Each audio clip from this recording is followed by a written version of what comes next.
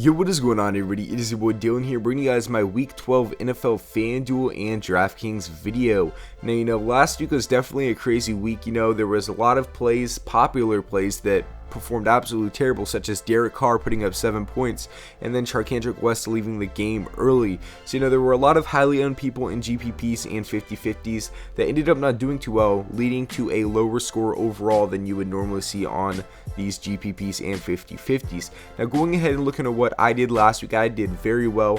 At the time I am making this video, we are right before Monday Night Football's kickoff, and these are all the scores right now. I'm not going to place in the Millie Maker, but I am going to place in probably 4 of my 5 contests this week, which is really good. You guys can see that second out of 227. I will go ahead and hop in front of the first place person as long as Danny Amendola catches 1 ball. And that lineup is actually with a tight end that got me 0 points in Eric Ebron. So I did very well last week regardless of all the players that didn't really show up last week.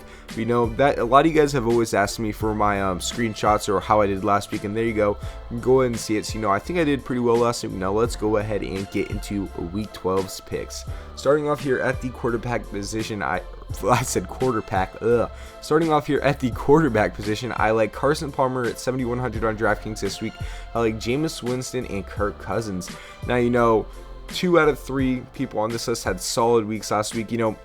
Carson Palmer at this point is an elite quarterback in the NFL, and he's not really getting pressed like one, which is very nice. And he has a juicy matchup this week going against the 49ers defense that is just god awful against the pass. As you guys saw, Russell Wilson last week, he did pretty good when this season he's not been doing too well. Russell Wilson, not Carson Palmer. But I do like Carson Palmer against the 49ers. Jameis Winston and Cam Newton both threw for 5 touchdowns this week. And that was completely unexpected. So I went ahead and put Jameis Winston on this lineup because he is playing the Colts this week. The Colts are not a good pass defense at all, and Jameis Winston has that ability to blow up, as we saw last week. So if you want to go with a cheap stack this week, you could always go Jameis Winston and Vincent Jackson. But I'll go ahead and get to my wide receivers later. I do like him this week at 5,500 as he's a cheap option and will allow you to pay up in other areas. And I do like Kirk Cousins this week, guys. Now, I did predict Kirk Cousins. He's in my video when he threw the 4 touchdown performance against the Saints. And I'd like him again this week against the Giants. The Giants are not really shown to be a good pass defense this year. It's one of their weaknesses. They're pretty good against the run, but when it comes to the pass, it's kind of shaky. So at 5,400, he's very cheap and will allow you to pay up in other positions, just like Jameis Winston. So I really do like him this week, and go ahead and plug him into your lineups. Now, moving on to your running backs, I do like 4 particular running backs this week, and I do like Adrian, Peterson, Jonathan Stewart, TJ Yeldon, and Chris Johnson. Now, I do like Adrian Peterson this week as he has proven to be one of the elite running backs in the league, and he still does have a lot left in the tank. And going against a weak Falcons run defense, he's really a good option this week on both FanDuel and DraftKings. Now, going down to Jonathan Stewart, he had a beast week last week. I was watching that game where they played the Redskins, and Jonathan Stewart looked like Marshawn Lynch beast mode from last year. Not Marshawn this year, Marshawn last year. He was just absolutely busting open through the holes. He was explosive.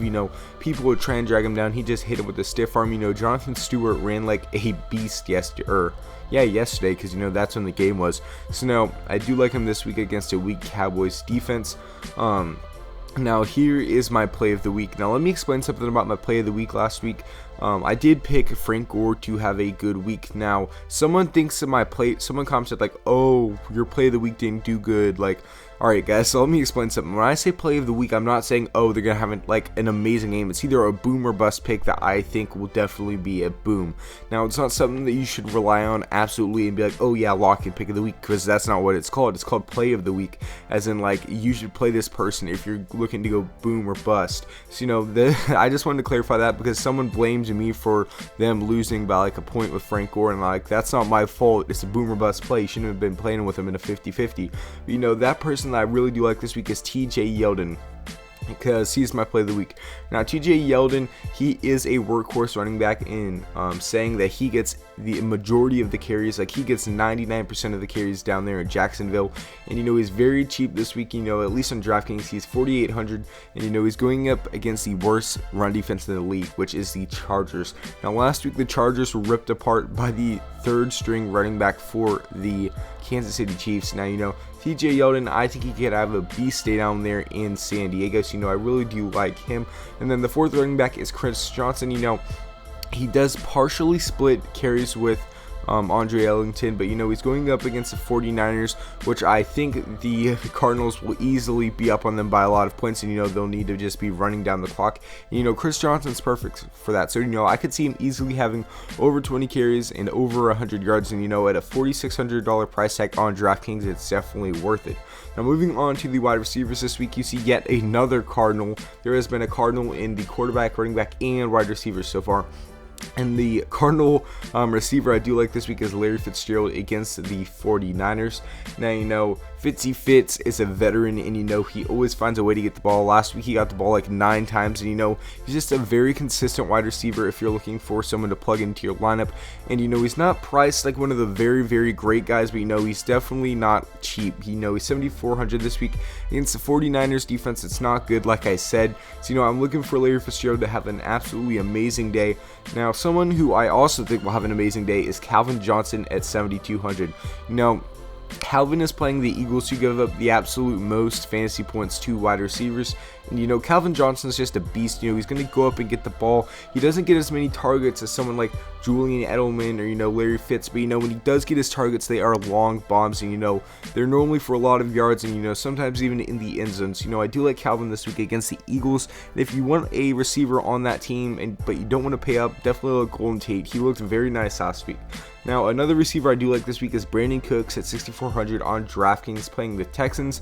Now, I do know that the Texans are a pretty good pass defense. You should kind of stay away when you're looking at receivers going against them. But I really do like Brandin Cooks. In the last 3 weeks, he has had 5 touchdowns. So that's absolutely insane. He's starting to become that red zone threat down there in New Orleans, and I really do like him. Considering he's like a very fast receiver. I've been watching clips and bits of him every now and then as I see the highlights popping up. But dude, this guy is so fast. I watched him in person at a Redskins game just a few weeks ago, and he looks very explosive. And when he runs his routes, he just nice cuts. It's nice and clean. He's a very nice route runner, and I really do like him, especially this week, considering he's like the number 1 wide receiver down there in New Orleans. Now, this pick may become a surprise to some of you guys, and I really like this pick in GPPs this week, and that is Vincent Jackson. He has been out for a few weeks, and that's why we've been seeing Mike Evans get a majority of the targets and all the points in that receiving core down there in Tampa Bay. But since the return of Vincent Jackson, which was last week, he is starting to become a target, not a target hog, but he's getting targets away from Mike Evans. And last week they had the same amount of targets and the exact same stats pretty much. And I really do like him, and I think Vontae Davis will shadow over Mike Evans in this game, and I think they'll be looking more to contain Mike Evans than they will Vincent Jackson. He's a sneaky play. I think they will underestimate Vincent Jackson this week, and I really think he'll have a good day against this Colts defense. Now, moving on to my tight end position, there's 2 that I really like this week. One's very expensive on DraftKings, and the other is very cheap. Now, the very expensive one, as you guys can see, is Delanie Walker against the Raiders. The Raiders are absolutely terrible. At least they were in the first half of the season against tight ends. And the reason you haven't been hearing much about tight ends in the Raiders recently is because the tight ends they've had to guard recently aren't threats at all. Pretty much it's Eric Ebron, Kyle Rudolph. That's who they've played the last 2 weeks. They haven't really played any explosive tight ends like Delanie Walker. And Delanie Walker's seeing a majority of the targets for Mariota in Tennessee. And I really do like that against this Raiders defense that cannot cover a good tight end for their life. So I would pay up for Delanie Walker this week because he's not expensive as Gronk, but he's definitely going to get nice production this week. Now, someone that is a 50-50 play, or not a 450-50 contest, but someone you need to watch out for later in the week is Zach Miller. Now, Martellus Bennett hurt his ribs earlier this week. Yesterday, he actually hurt his ribs in the game, and he didn't return. So, the Bears are on a short week this week as they're going to play the Packers on Thursday at, I think it's the 4:30 game, 12:30. I don't even know. It doesn't even matter. But, Miller, if he does get the start and Martellus Bennett is out, he will see a buttload of targets, especially if Alshon Jeffrey is out. So, just keep that out in mind. He's very cheap this week. Watch his status going into the Thursday contest if you are going to be playing in that contest, because, he could be a nice sneaky play that not a lot of people are on. Now, going into my defensive kickers, I'm not going to spend too much time talking about it, but, I like the Panthers D this week against the Cowboys. I loved what they did last week against the Redskins. They got a bunch of fantasy points. And, someone that I called last week that was going to have a beast week, and, it was the Chiefs, guys. You need to be on this Chiefs team. In the past 5 games, they've had over 12 fantasy points in each game. So, you got to definitely like that production out of the Chiefs. No one's really on them. And I think it's funny, too, because the Chiefs are so consistent recently, but no one goes on them, especially at their cheap price tags. Look at the Chiefs this week for your defense. And then for kickers are like Robbie, Gould, and Dustin Hopkins, as they will be in high-scoring games, and they are cheap on Fanduel. But, I really hope you guys did enjoy my Week 12 Fanduel and Draftkings video. If you guys did, drop a like. These videos take a long time to make, and any like or any support or any comment, asking me questions, all of that is definitely appreciated. So, ask me questions, like the video, subscribe if you guys are new to the channel. And, I do want to thank you guys for 500 subscribers, as I did reach out last week, and, that was just absolutely insane. The support on the last video blew my mind. Over 2,000 views, 150 likes, that's just absolutely amazing, guys. So, I love you guys. It's been your boy Dylan, and I'm out. Peace.